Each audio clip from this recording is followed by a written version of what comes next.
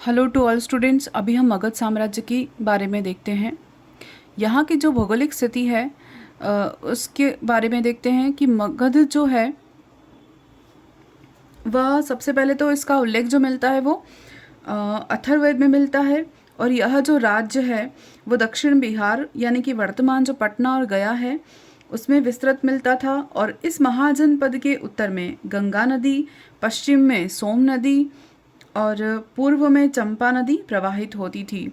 इसी के साथ अगर हम देखें तो विंध्य जो है, विंध्य पर्वत श्रृंखला इसके दक्षिण में थी। और इसकी जो प्रारंभिक राजधानी वो हमने देखी है राजगृह और गिरिव्रज। और इसे बाद में पाटलिपुत्र स्थानांतरित कर दिया गया था।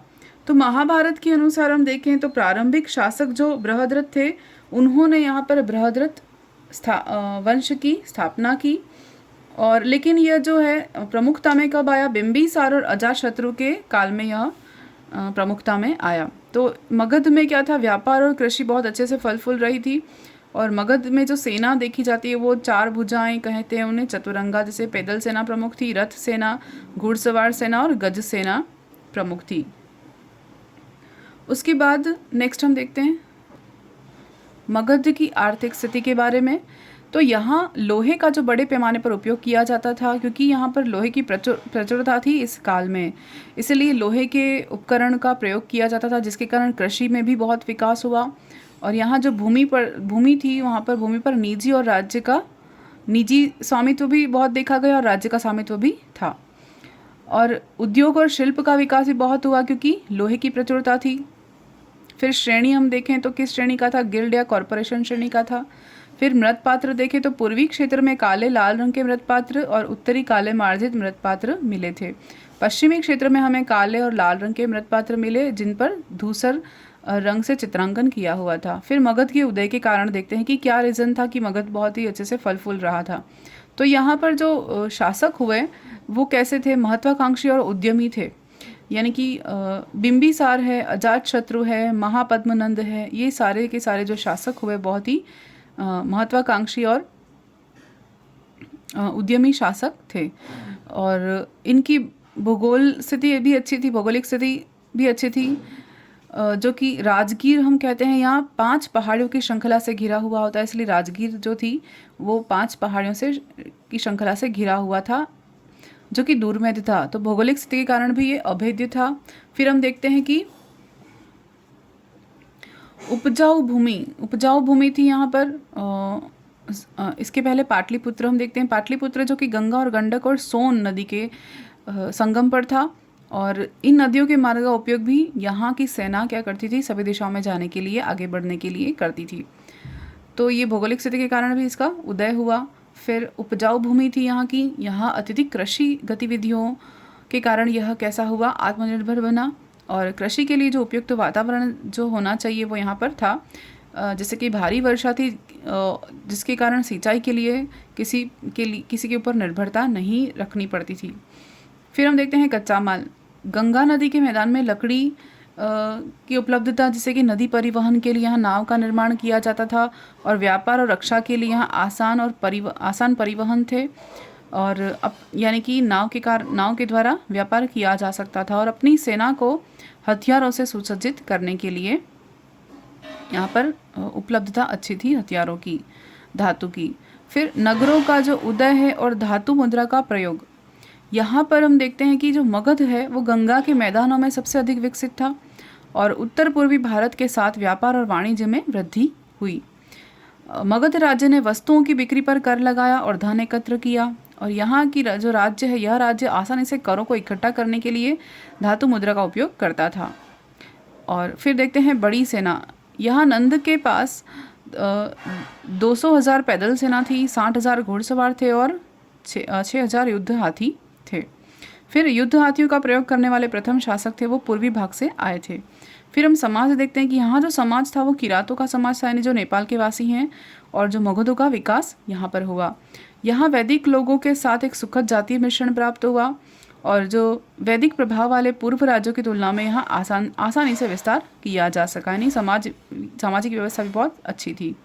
नेक्स्ट नेक्स्ट हम देखते हैं हरण्यक राजवंश, जो कि 545 से 412 ईसा पूर्व तक का काल माना जाता है। यहाँ हम देखते हैं मगध पर शासन करने वाला पहला शासक यानी इसका संस्थापक जो था वो बिंबिसार था। इसकी राजधानी थी राजगीर और मगध पर शासन करने वाला पहला राजवंश यही था, हरण्यक राजवंश। अब हम बिंबिसार के बारे में देखते हैं 544 से 492 ईसा पूर्व तक का। बिंबिसार के जो पिता थे भट्टिय, उन्होंने तत्कालीन शासक बालक की हत्या करके 14 वर्ष की आयु में बिंबिसार को क्या किया, मगध का शासक बनाया। फिर हम देखते हैं बिंबिसार जो है वो हर्यक वंश का संस्थापक था, जो कि हरण्यक वंश का संस्थापक जो कि बुद्ध और महावीर दोनों के समकालीन था। इनकी राजधानी राजगृह थी और इनका वास्तुकार था महागोविंद। बिंबिसार ने युद्ध और महत्वपूर्ण राजवंशों के साथ वैवाहिक संबंध स्थापित किए और मगध राज्य का विस्तार किया और इसे शक्तिशाली बनाया। इन्होंने विवाह किया, वो कौन कौन थे? वैशाली के लिच्छवी राजा चैतक की पुत्री चेलन्ना से विवाह किया। फिर कौशल के इक्ष्वाकुश वंशीय नरेश की पुत्री व प्रसेनजित की बहन कौशल देवी से विवाह किया और इसमें उन्होंने क्या किया, काशी प्रदेश को दहेज में प्राप्त किया। फिर मध्य प्रदेश जो कि पंजाब है, उनकी राजकुमारी क्षेमा से विवाह किया। फिर गौतम बुद्ध के मगध आने के बाद स्वयं बुद्ध धर्म का भी स्वीकार कर लिया और उनके अनुयायी बन गए। फिर बिंबिसार को उनके पुत्र अजातशत्रु ने कैद किया और उनकी मृत्यु हो गई, यानी उनकी हत्या की। अजातशत्रु ने अपने पिता बिंबिसार की हत्या की 492 में। फिर इनके राज्य वैद्य थे जीवक, इस काल के प्रसिद्ध वैद्य थे, और वास्तुकार थे महागोविंद जो कि प्रसिद्ध वास्तुकार थे। अब हम अजातशत्रु के बारे में देखते हैं, जो कि 492 से 460 ईसा पूर्व तक का काल है इनका। इसके बचपन का नाम जो था कुणिक था और यह जैन और बौद्ध दोनों धर्मों का क्या था, अनुयायी था। फिर जीवन की महत्वपूर्ण घटना क्या होती है इनकी, कि वज्जी संघ पर विजय की, और यह महत्वाकांक्षी और साम्राज्यवादी विचारों का राजा था। और इनकी राजधानी जो थी वो राजगृह, उनको सुरक्षित किया इन्होंने। राजधानी किसको बनाया, राजगृह को बनाया। फिर पाटलिपुत्र या पाटलीग्राम नगर की स्थापना की अजातशत्रु ने। फिर कौशल राजा प्रसेनजीत हैं, उसको हरा कर इन्होंने क्या किया, पुनः मगध में अपनी काशी को मिला लिया। फिर किससे विवाह किया था, वजीरा से विवाह करके काशी को अपने में मिला लिया और प्रसेनजीत को हरा लिया जो इसका भाई था। इसके शासनकाल के दौरान बुद्ध की मृत्यु हुई। और हम देखते हैं भरतहुत स्तूप है, उसकी वेदिका पर क्या मिलता है, अजातशत्रु भगवतो वंदते लिखा हुआ मिलता है। 483 में राजगृह में पहली बार बौद्ध परिषद का संरक्षण किया। सप्तपर्णी गुफा जो कि राजगृह में थी, उनमें प्रथम बौद्ध संगीति का आयोजन कराया। इसने क्या किया था, 2 तरह के हथियारों का उपयोग किया, इस्तेमाल किया था। एक तो गुलेल जो जिसे को हम महाशिलाकंटक कहते हैं, और दूसरा झूलती हुई गदा के साथ ढका हुआ रथ जिसे रथ मुसला कहते हैं। इन दोनों हथियारों का उपयोग किया था अजातशत्रु ने। फिर हम देखते हैं इसके पुत्र उदयन के बारे में, जो कि अजातशत्रु का पुत्र था। 460 से 444 ईसा पूर्व का टाइम है, और इसका दूसरा नाम इसे उदयभद्र भी कहते हैं। इसने क्या किया, पाटलिपुत्र राजधानी बनाई। कुछ बुक के अकॉर्डिंग पाटलिपुत्र की राजधानी इसने बनाई, ये भी आता है, और अजातशत्रु का नाम भी आता है। एनसीईआरटी के अकॉर्डिंग ये है।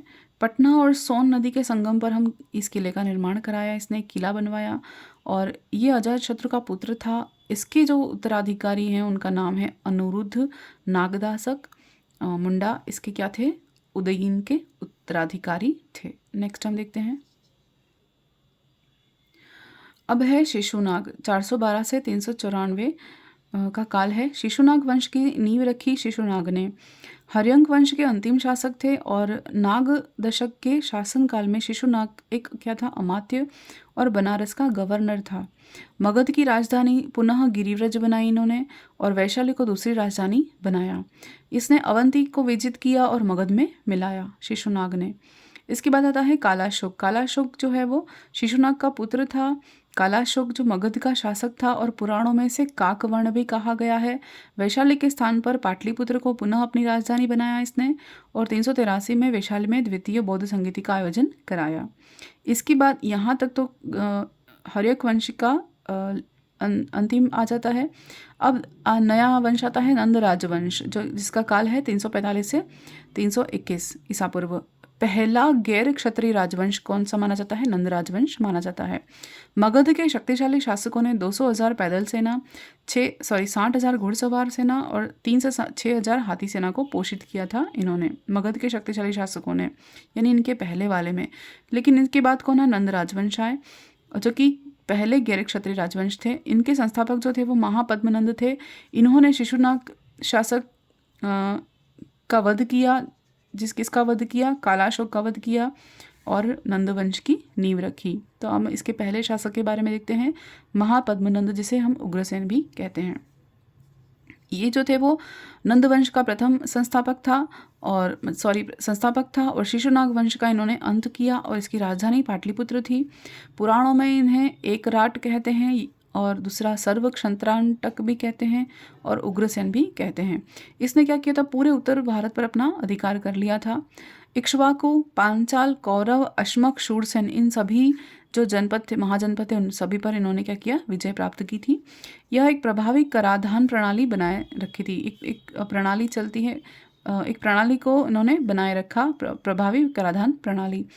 खारवेल के हाथीकुंभ शिलालेख में महापद्मनंद द्वारा कलिंग पर विजय का उल्लेख मिलता है और कलिंग से जय चिन्ह के रूप में जीना की एक मूर्ति से आए हैं, ये भी उन्होंने बताया है। फिर धनानंद के बारे में देखते हैं। वंश का अंतिम शासक था धनानंद। कौन से? नंद वंश का अंतिम और सर्वाधिक प्रसिद्ध शासक भी था, जो कि सिकंदर के समकालीन था, यानी कि इसी के समय पर सिकंदर ने भारत पर आक्रमण किया था।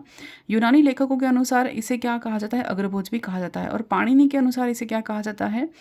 धनानंद के सामान्य बदसला या बदशाला ने एक विशेष मानक का आविष्कार किया, जिसे क्या कहा जाता है? नंदोपक्रमणी नाम से जाना जाता है। और चंद्रगुप्त मौर्य ने इनको हराया था, धनानंद को हराया था और नंदवंश को ख़त्म किया था। और इसके बाद मगध में किसका साम्राज्य आ गया? मौर्य वंश का साम्राज्य शुरू हो गया था। तो इसके नेक्स्ट हम पढ़ेंगे नंदवंश के बारे में पढ़ेंगे, मौर्य साम्राज्य या मौर्य वंश के बारे में पढ़ेंगे। लेकिन इसके पहले हम कुछ महाजनपद के कुछ डिटेल यहाँ पर बाकी है, वो नेक्स्ट वीडियो में देखेंगे। धन्यवाद।